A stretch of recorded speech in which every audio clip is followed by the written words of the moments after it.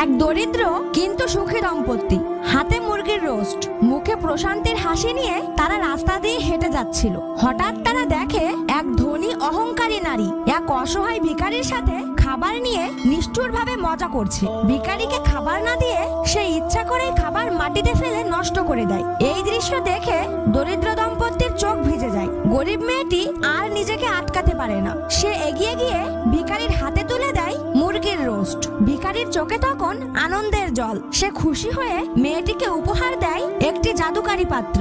বাড়িতে ফিরে পরিবারটি একসাথে বসে তৃপ্তি নিয়ে খাবার খাচ্ছে। খাবার শেষে মেয়েটি রান্নাঘরে কিছু কালো শস্য ওই জাদুকারি পাত্রে ঢালে, আর তখনই ঘটে অলৌকিক ঘটনা। কালো শস্য মুহূর্তেই রূপান্তরিত হয় সোনালী শস্যে। পুরো পরিবার আনন্দে আত্মহারা হয়ে যায়। সেই সোনার শস্য বিক্রি করে তারা ধীরে ধীরে ধনী হয়ে ওঠে। কিন্তু ধনী হলেও তারা তাদের পুরনো দারিদ্র্যের দিন ভুলে যায় না।